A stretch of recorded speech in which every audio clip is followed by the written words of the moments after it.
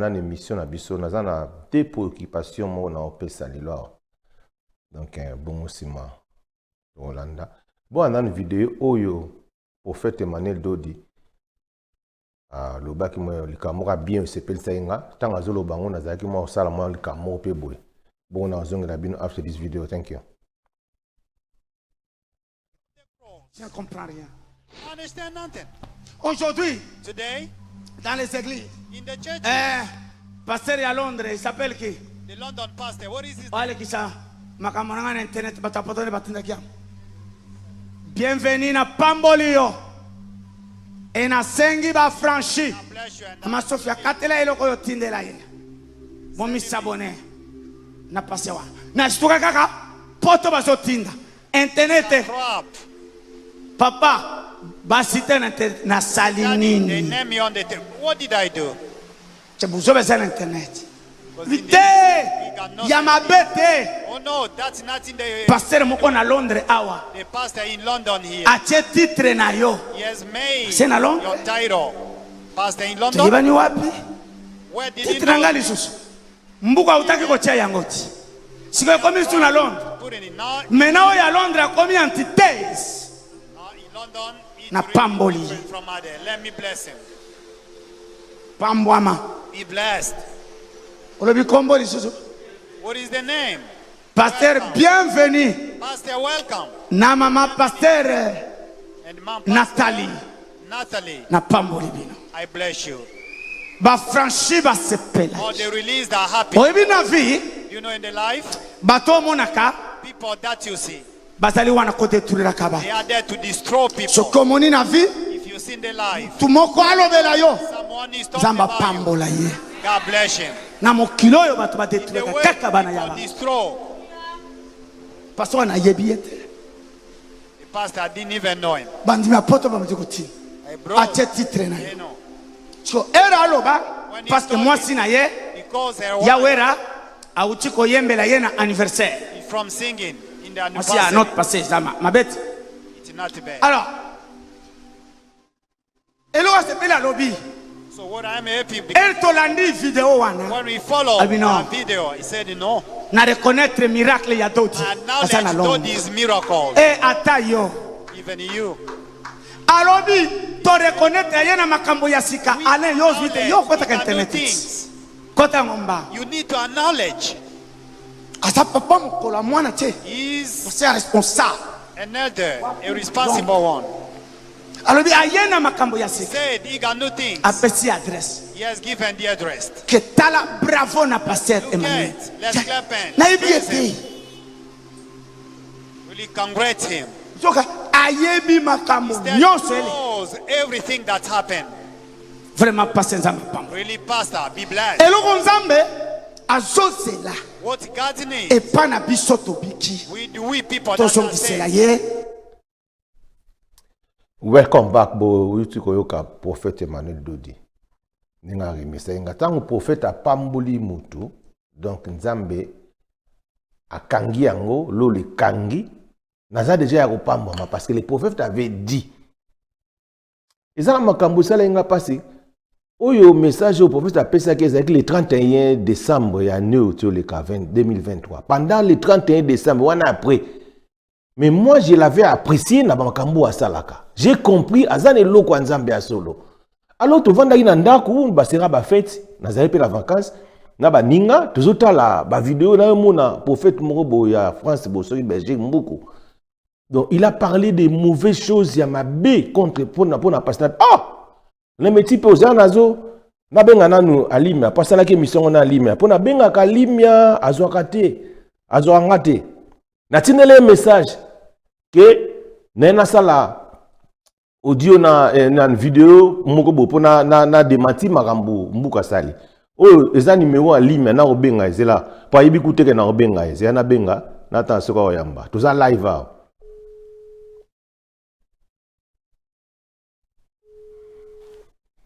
Espero yamba po zole la penda.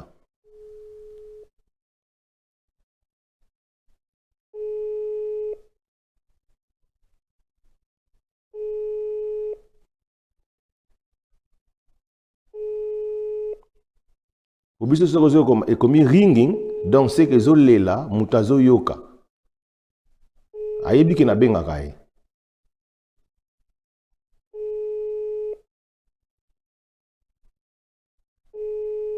Et pas éviter que dans ça l'émission, na oyebi ça après sur azui. Boyo kama na olubana. Allô?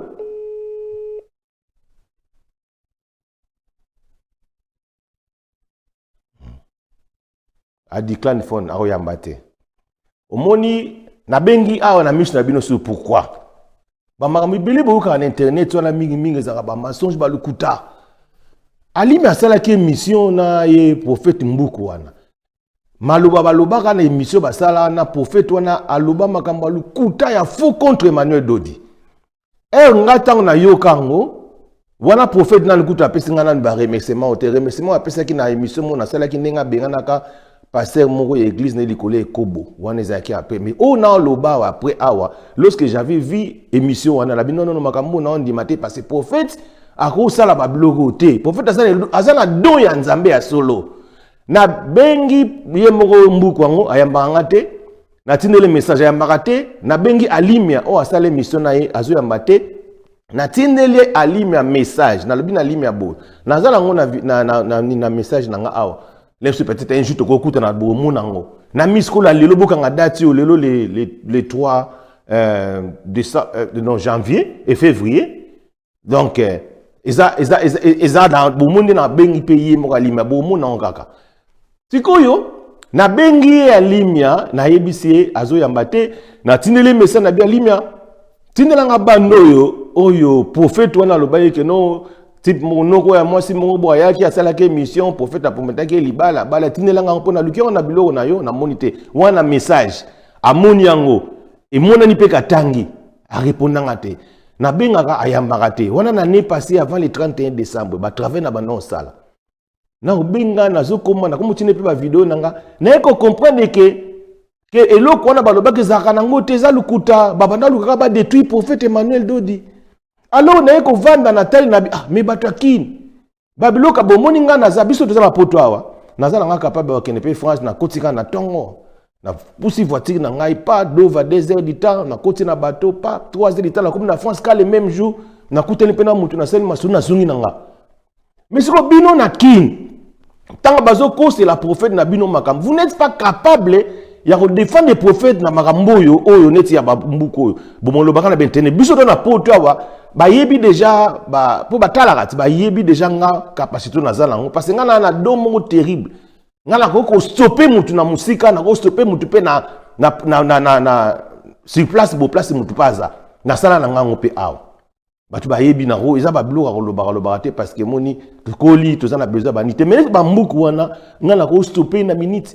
Et puis déjà, en na salle, on a dit na commis, je faisais un grand travail. Oh yo, bino boye bakité pour faire même pas yebagi na ngote. Na ngwawa. Alors, na yeko comprendre que batu wana mingi basala bango pe ba ventiller, basa bato balinga ba bebisa témoignage ya prophète. Mais Nathalie, eza pe na batu mususu na média o batu bazaka pe na prophète na mingi. Basala bango ba kena na bango kaka po prophète asipotaka bango.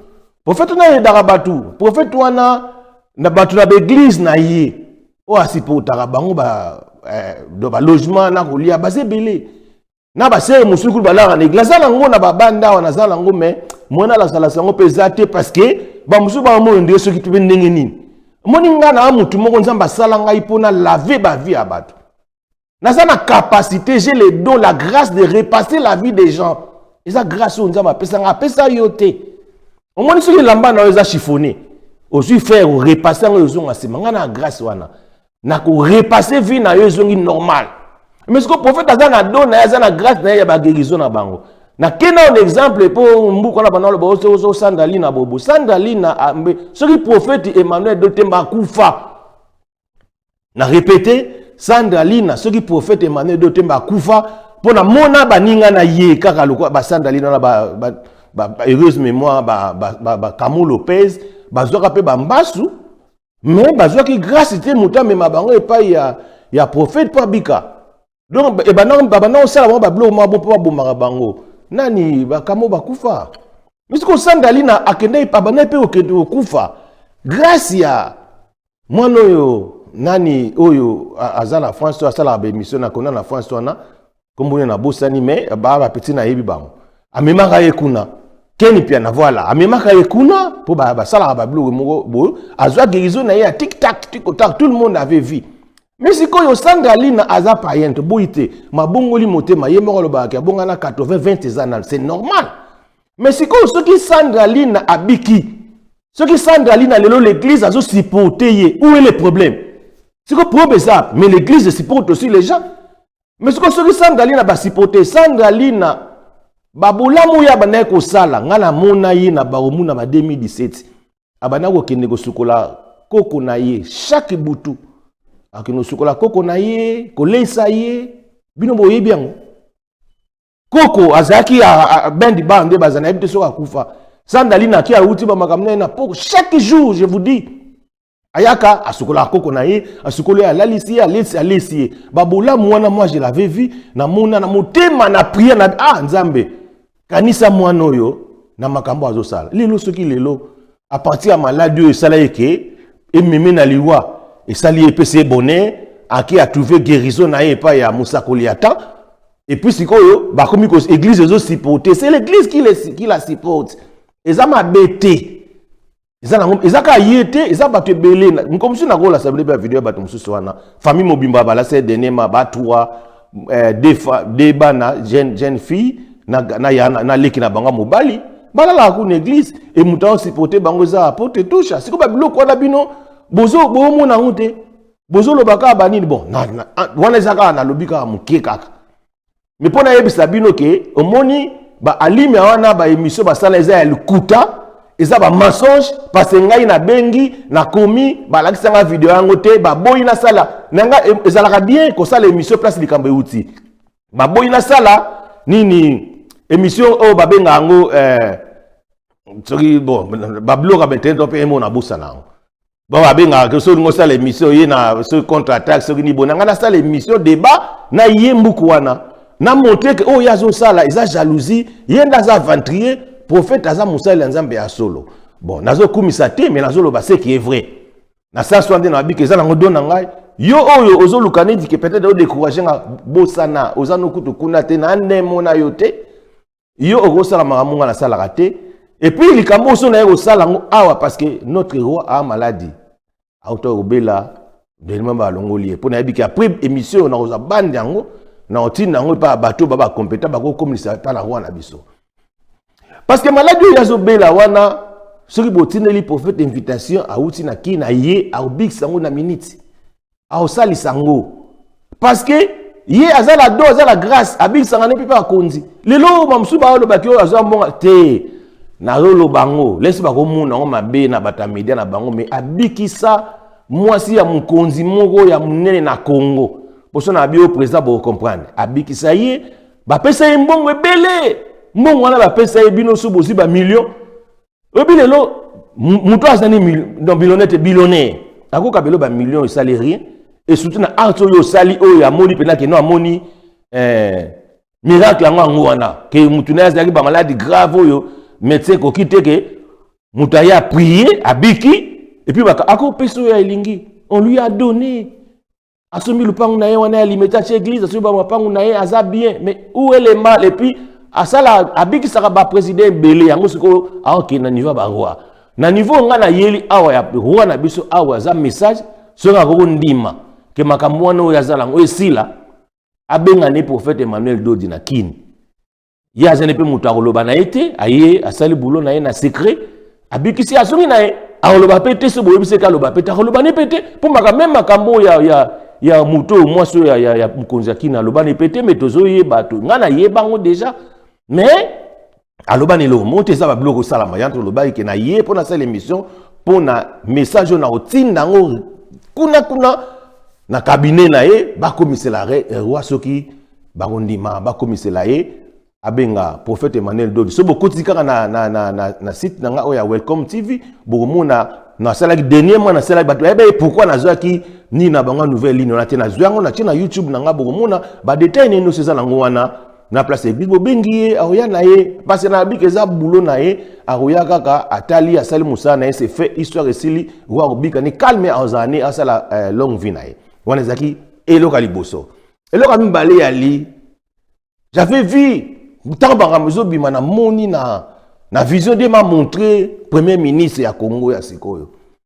azo uta na communauté moko bo quelconque eza ba makambo déjà na sina loba pe na lobi na premier ministre ngo déjà na lobi ke ozana bitumba ezali ba ocho premier ministre mais le premier eza ke bitumba ezali na bitumba na za plein prière pour na ko consolider les acquis donc consolider loko na monaki OK président Fachi penda a sepeli tango ache na moni président Fachi na sengo tango le jeune premier ministre na koti na misala zo sala président Fachi penda zo sepela j'ai vu ça Dieu m'a montré na moni yango alors c'est qu'on a zo prier pour na tina nango que a consolider ka ba kiwana a consolider ka loko yonga na monaki e o yepe ndenge na yebi ke so na cheye makambo sili ndongo na kolala punga ba bébé alors Fachi beton yo cha jeune premier ministre wana pour communauté mobimba baza derrière yé et puis à cause la makambu ya bien au nazoloba Dieu même laissé et tant que serviteur de Dieu j'ai vu des choses oh yo sepeli tant y a za premier ministre talaka eza mandat na yo ba makambu belé ko changer mo sala ngona yé yango dans la vie il faut travailler avec les enfants tes enfants à toi voilà ça mwana na yo Chaye premier ministre. Yango zala ba makambo même dans la Bible. Tout le monde Abraham. Dieu lui avait donné la vision comme c'est moutou. Nene makambo belé mais il fallait texte mo salama. Que a livré moi na ye. Sikoyo soki Abraham Isaac azalaka mwana na yete. Pour wana tozolo quand je parle des enfants, il y a aussi des enfants na ka o ya premier ministre na biso aza mwana ya fashi ya molimo. Mwana ne ya biologique te mais moko ya mwana na ya molimo na sens wana mais maintenant nazolo balikambu ya Abraham donc vous pensez que Abraham à son âge avancé akoma kine mukolo azaki na makasi okanga jeune garçon pe nazo ya linge na ba manenga linga ke na ba singa jipe motala ka che wana ache ya zwa pe mbele atu ba bomai non il n'avait pas de force au salango.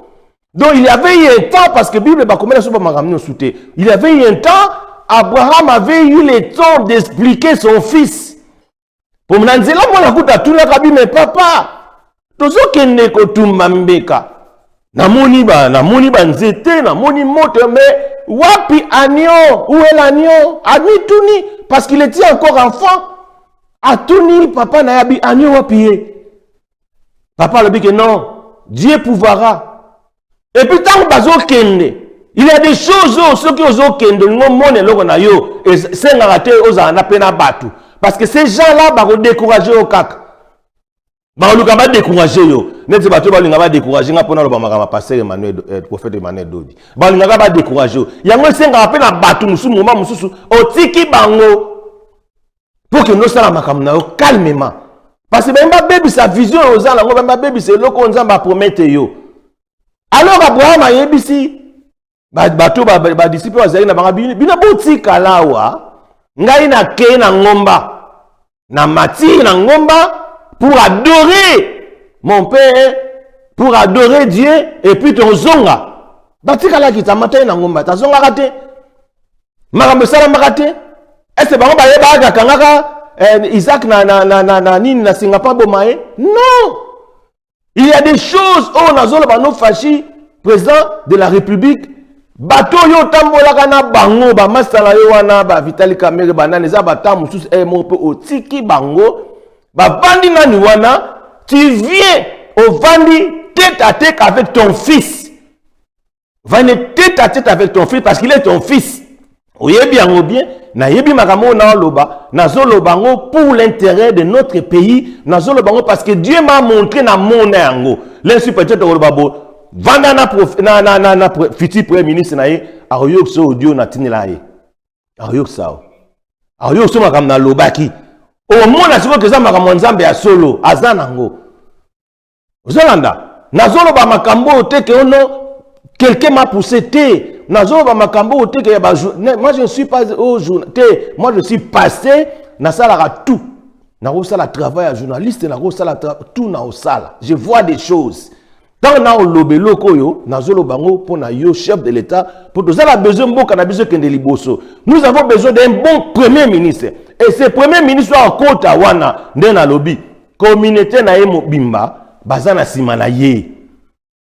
Ozomona babenga bango so banani ba makambo pe bakina na bosa na benga ba komo mongo boye. Na ko chango na titre na nga po eroya, siko ezana nte. Babenga ba komo boso ba na yebi na bosani komba ngoma muke o babenga bango na bamboka batu wana muli biso do bimaki ni mwakala ba blog mso ya bamboka e moto bosana bazana ba komo mobo bakombo babenga bango wana ba notable voilà aza moko ba notable ya mboka wana oyo mboka mobima batie motema. Lorsqu'on vous dit que mboka mobima batie motema, ce sont des choses na lobelaka ye na loba na ye na lingaka pe kuna fungole ba makambo ebele elelo e monani na vision alors fachi beton ko sale réalité asa moi non na le petit exemple Abraham awa Abraham avait eu le temps ya ko expliquer moi na ye alors na komi na suka elo na zaye na ngo importance ya loba likambo ya prophète na likambo na ye na loba na chef de l'État président na biso fachi donc sungaka mboka nekende liboso cha premier ministre wana mwana mo ya molimo